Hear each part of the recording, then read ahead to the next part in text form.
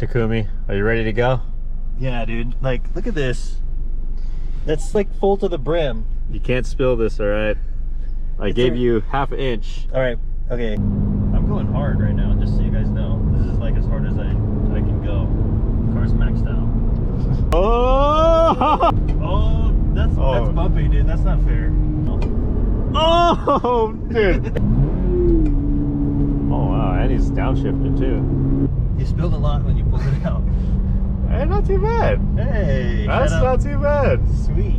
What's up, guys? Thanks for watching. We got a different kind of video about the BRZ GR86 than what you guys have probably seen on YouTube already.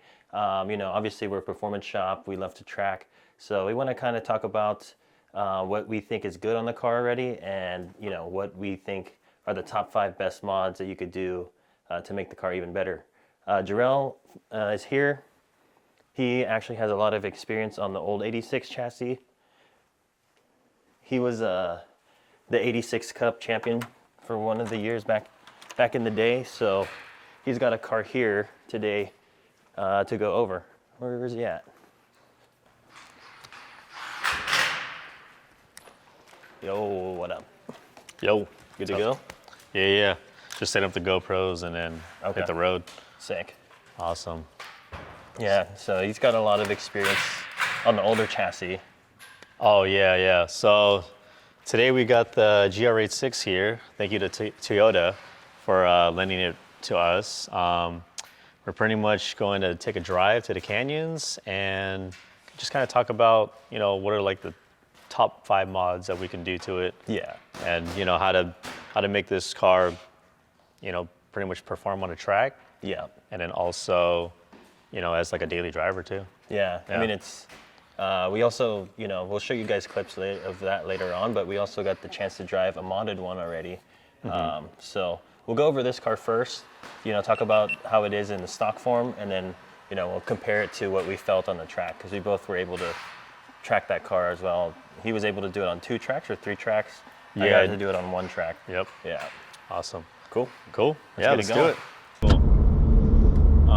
Cool. Yeah. So, dude, honestly, this car, like as a daily driver, like I think it'll be a good daily driver for sure. Yeah.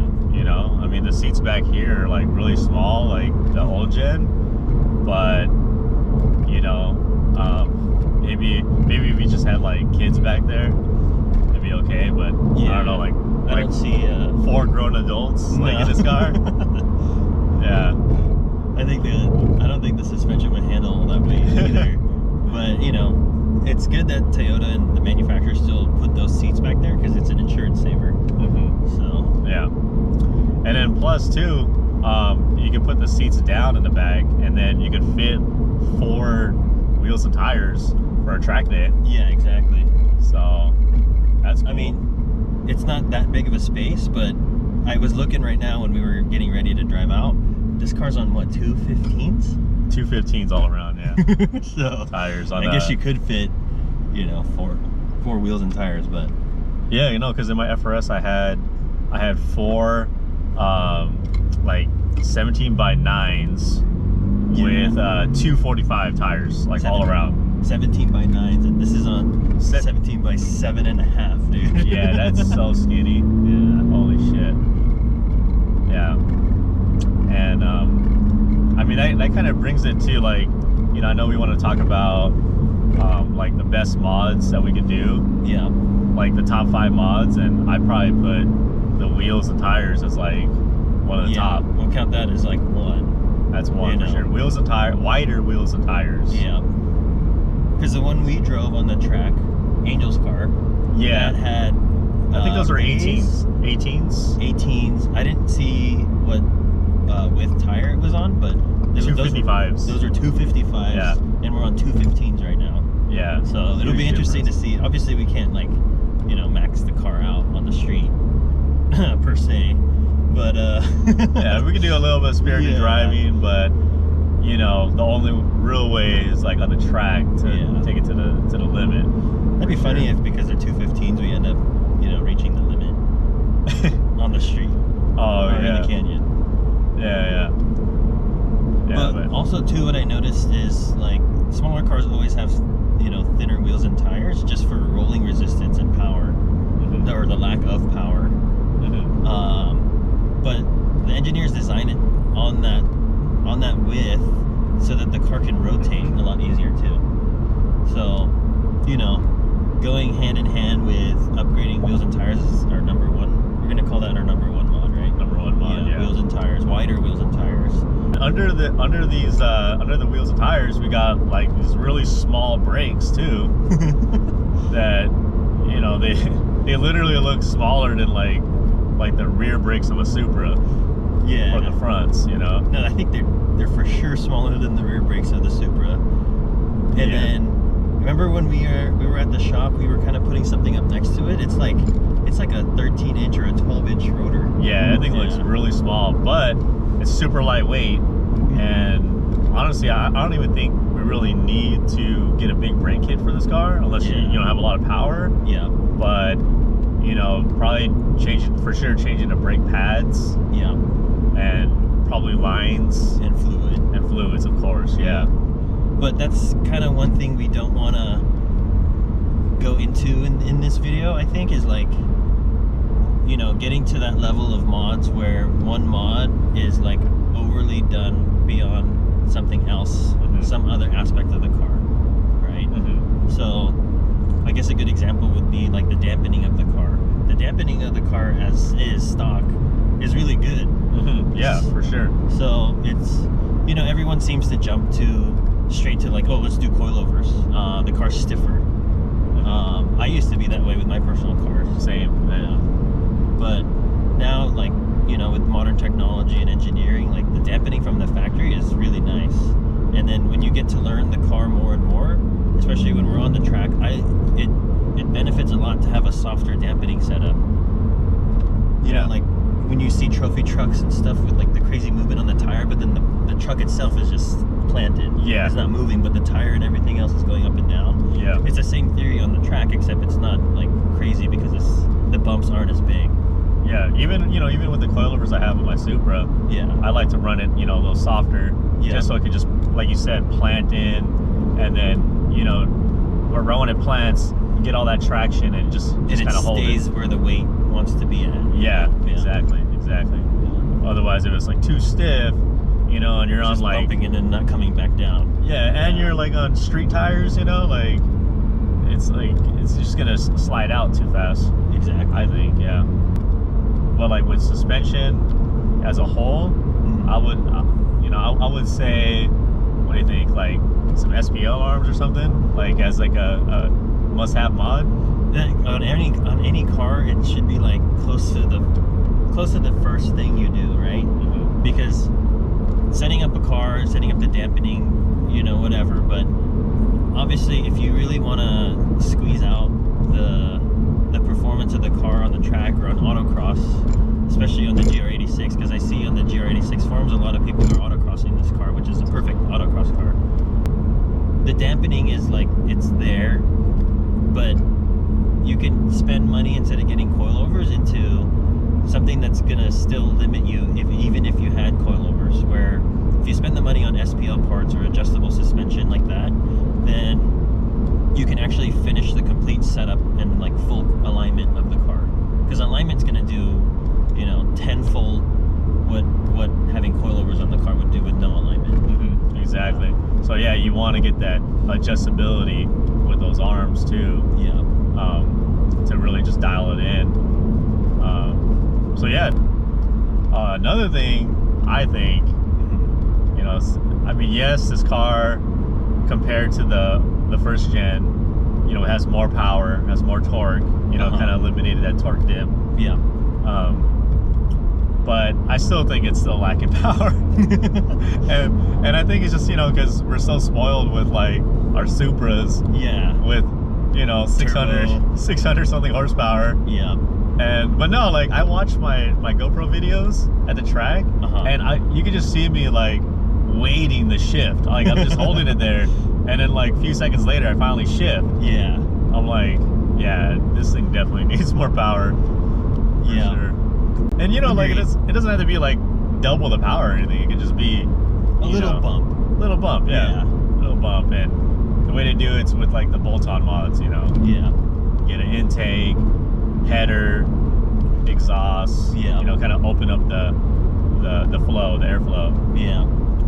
What's surprising is that when we were kind of, you know, looking at what's available right now, because what's cool about the GR86 and the BRZ is that it's very popular and it's hard to get a car right now, right? So the aftermarket is seeing that and they're like, you know what, let's push development and make new products for this. Oh, that's really sharp right here. Huh? Yeah. I think that's shit. Is this the road, dude? I think it is. I feel bad now because the cars I drive out here are pretty loud. It's It's in like people's house. backyards. I know. Like 1 a.m. Yeah, see, like I forget that this car's stock. Like the dampening is like It feels pretty solid, it's good. right? It's like Yeah. it you feel the bump, but then it doesn't like upset the car. Exactly. watch Exactly. Oh shit, That's a lot of man, yeah. gravel. That is a lot of gravel. I have the traction control on still, so Okay. you know we don't get too crazy over here. I like the track mode on here though. It's pretty sick. I like how the dials change.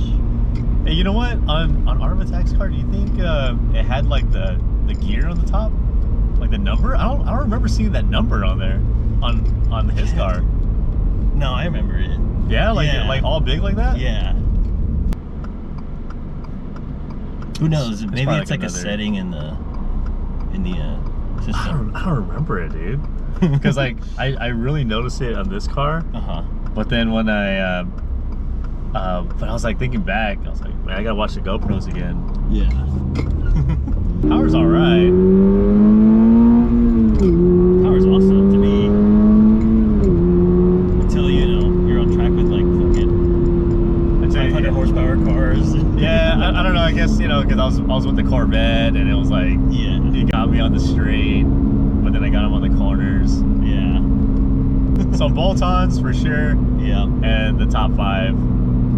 And an exhaust, because the sound is like it. I like engine noise, Mm-hmm. you know, versus exhaust noise. Unless the exhaust is like crazy sounding, but I think some exhaust noise on this would balance it out. Because right now all I hear is from the front. Mm-hmm. So it'll sound really good with like a nice exhaust. I don't know. Do you like titanium exhaust? Just for the weight savings. Yeah, but I don't know. It sounds kind of like Tingy. yeah. Yeah. So yeah, I was thinking about the 5th one, right? Wait, what's the 4th one? The 4th one is bolt-ons. Right? Oh, power and exhaust and intake and stuff like that. Yeah. Okay. So the 5th one, you know, there's plenty of options for sure. You know, Okay. like what haven't we talked about? There's So a we lot. talked about suspension, right? Yeah. And there's multiple pieces to that. Yeah. We talked about power. We didn't talk about tuning. You know, like tuning could be one. We didn't talk about aesthetics because Aesthetics. that's an endless topic, Yeah, and everyone's got their own taste. So Exactly, we'll just yeah. leave that off. Aero. We talk about aero. Yeah. I don't know. Would you put aero as 5? It's a possibility. So aero, Yeah. tuning. It could be another suspension piece. Yeah. The biggest thing I noticed when we were driving the other car, out of a tax car, was the brake cooling. Oh, okay. Yeah. Cooling though, in Cooling. general. Cooling Yeah. could be one. Because when you turn up the power, cooling efficiency decreases. Yeah. So we got aero, we got cooling, we got what was another suspension piece? Yeah.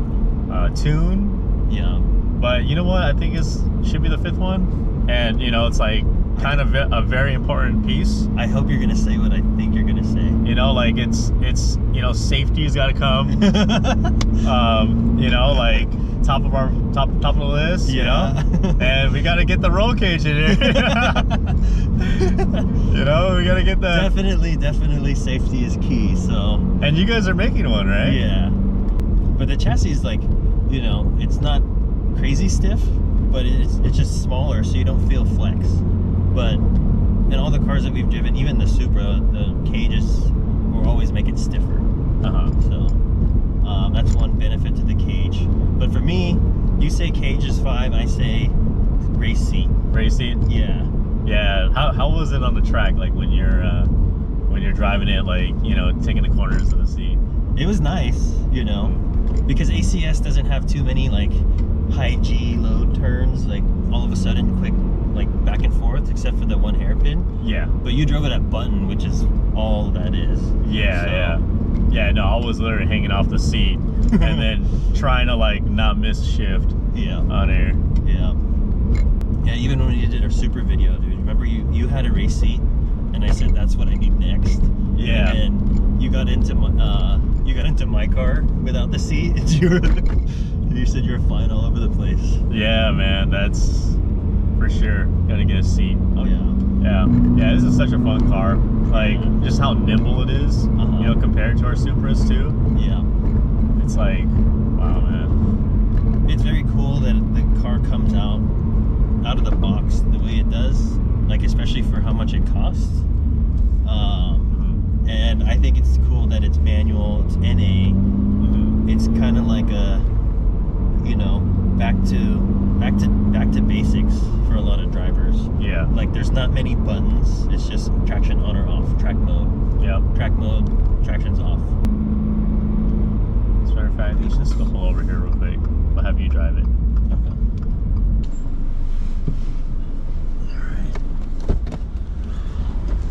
You know this place?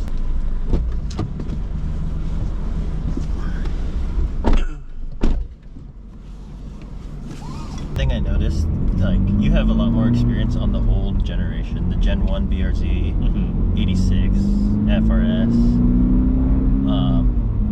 The interior quality in here, like I was surprised, you know, being a Toyota, but I think they really stepped up their game, unless I just haven't seen a fresh Gen 1. Yeah, you know what? Compared to the Gen 1, definitely the interior in here is like, it's pretty nice. I like it. Yeah. I have no complaints. I think, actually, I have one complaint. And that's the steering wheel. And everything, like this whole console part is good, like the center console and everything. Yeah. You know, it's badass. I like it. The screen's awesome. The steering wheel, however, I don't know. I feel like the buttons on there, like, Yeah. they're just like, they feel kind of cheap, but then they're like too close to your fingers, you know, like when you're holding it. Yeah, there's no separation from them, it feels like. And for me, the steering wheel though, is the shape of it is not like it's not exactly round, right? And I like that. And I like how it's not too thick. To me, I like the first gen better. I don't know. You kept the stock wheel the whole time? Yeah. Oh wow. I had the stock wheel the whole time. Yeah. But you know, I was a street class, so like I had all the stock seats and really? like all the interior was in it. Oh. On top of that, it was a lease, so I didn't want to. You got 86 Cup season champion with a lease. Yeah, it was a lease. Where do you think we should go? What about that corner? Oh, with the shop right there? Yeah. Okay. Was there enough We're room? down there. Oh, yeah, dude, let's go right here. Perfect. Oh, I haven't really seen the Treno Blue in the sunlight. Yeah, let's go take a look. Yeah, because it was in the shop earlier.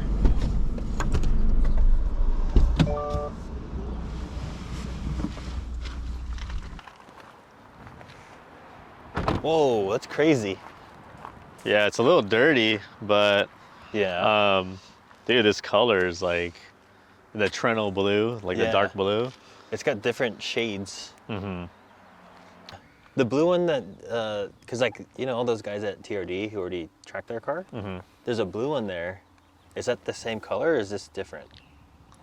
Oh, that's a good question, man. It looks the same, but I think it's different. This is different, right? It's different for sure. Yeah, because this looks almost purple. Yeah. Yeah. Yeah, now that you mention it, it does like kind of change shades. Yeah. Hopefully that shows up in camera. Hey, look, and they kept the mirror black. Uh-huh. You know? Are the other ones paint matched? I think they're all paint matched. And then they leave like a black strip on the bottom. Oh, okay. Yeah. Dude, like, what do you think about the design? I feel like there's some Lexus cues in here. I was about to say. Right? Yeah. Yeah. Especially like on the fender right here.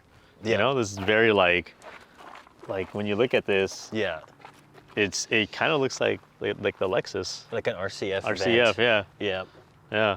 And then if this window shape and this kind of section, right, is very RC shaped. Yeah. Going back, what was our number one? Our number one was the wheels and tires. Wheels and right? tires. Look at these. These little this is babies. a stock 17-inch 215 tires all around. But again, it's cool that they're square. Yeah. But then look how sunken it is, Yeah. you know.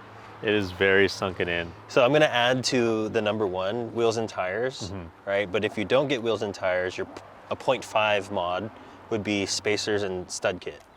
Because if you're Okay. gonna put a spacer and actually make the fitment correct, then yeah, then you're gonna need an extended stud kit.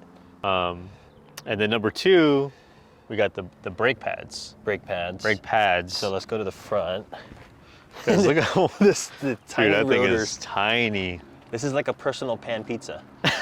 You know, it's not a medium Not a or medium. a large, it's a personal pan. It's a personal pan pizza. Brake rotor. Oh Yeah. my God. But it does give it that agility and that unsprung weight. Exactly. Yeah. Exactly. So I can't hate on that. Yeah. Just put the better compound brake pad, and it'll be pretty strong, pretty solid. 100%. Yeah. Pads, lines, and fluid. Yep. Yeah. And then number three, like how you mentioned with the dampening for suspension, like that's fine. The stock dampening is fine. Yeah. But we want more adjustability Yeah. with the suspension, which Exactly. is. And then the other one, number four, need a little more power, not like double the power. You know, we don't need to throw like a turbo on there, right No. away. Like a little bump in the power. You Yeah. know, because it is more displacement, more power than the Gen 1, but you know, having the bolt-on mods, Yeah. intake, exhaust, header. Yeah. Maybe some underdrive pulleys. Maybe that'll be a thing we could measure. Okay, yeah, Yeah. yeah. And then, so that's four already. That's four. Four out of the five. And then five was kind of like, we are kind of talking about, you know, multiple things, you know, with Because then we can get into, you were mentioning the roll cage that we make, and then the seat. To me, as a driver, like if you're going to be autocrossing it, especially and tracking it, like you need to be like stable in position. Yeah. Just sliding around, and especially with a manual car, you know, you experience that button. Yeah, exactly. Yeah. Yeah. But you know, when you kind of think about it for like the daily driver / weekend warrior type guy, Yeah. maybe the fifth one can be like a universal, you know, like aesthetic mod, whatever you want to do. Yeah. You know? Yeah. So we could just leave it like that. Yeah, because you were also mentioning aero, which Aero, we should yeah. look at real quick, because the aero on this car is it's subtle, but it's very functional. This thing that I noticed was, unlike our Supras, the GR86 and the BRZ, the vents are actually functional. So they're not just blocked off, or like even if you take the blocks off, they're still blocked off with metal. So the vent that looks like a Lexus, this is actually functional to take out all that positive pressure from the wheel well area. So that helps with downforce. It helps hot air escape from the brakes as well. And then another thing is a lot of even like, you know, MPG cars and street cars and not cars that aren't sports cars, you'll be seeing on the road now, have these new air curtains. And basically, if you come around to the front, these air curtains, they take the air coming in from the front of the car, and then they guide it not just all the way around the bumper and to the rest of the bodywork, but it guides it in a way where it makes a wall of air. And what that's doing is also helping stopping air from getting into the wheel well. And then it also stops air from getting into the bottom of the car. Because the bottom of the car is really where a lot of the aero efficiency happens. So if air comes in from the sides, it affects all of that. So having this doesn't just help improve MPGs, but it helps with the overall, you know, aerodynamic efficiency of the car. But the downside to the air curtain is what we were mentioning earlier with the brakes, right? So we were saying how at the track, both of us, when we came in, the brakes were smoking. So again, we don't know if that was like a development pad or a R&D pad, but because they're focusing the air into the air curtain, there's really no duct for the brake cooling. And they probably said, you know, well, the brakes are small, so it doesn't need much cooling. But obviously we're talking about upgrading the car, so I think that's a big key that people are going to start to notice. I can see right now through the big front grille, which is why the engine and oil temperatures don't go up. On the sides right there, it looks like, obviously we'd have to take one off and like see. You could put a brake duct through there. Oh, dude, I've never noticed this. Look, this is the tow hook cover. Yeah, you know what? That's a big piece, man. Yeah. It's like the part of the bumper Yeah. and this grill all together. And it's like hidden away. Yeah. You think that piece is doing. But design too, like it already has this nice little kick up. This is the base model, right? Base so it doesn't model, have the duckbill. Yeah. Premium has that duckbill. It's pretty high too, right? Yeah. Yeah, so they got that. And then before I go to the weird looking exhaust that I think looks really weird, I love how they keep doing this, where the top of the taillight is like flowing along with the body. Yeah, I like that too. Yeah. But yeah, now if you come back here, like to me the exhaust looks really weird. Like why didn't they match it to the face of the Oh, the yeah, it's bumper? kind of sunken in. Sunken in there. Sunken in too. Yeah. Just more of an excuse to, you know, To modify it. to go do number 3 out of 5. Yep.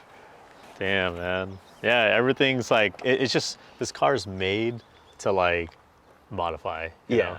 Just like our Supras, you know, they like Toyota said it themselves, like, oh yeah, you know, we left it up to the aftermarket companies and the tuners to go and modify it. Yeah. So I'm sure it's the same thing with this car. Yeah.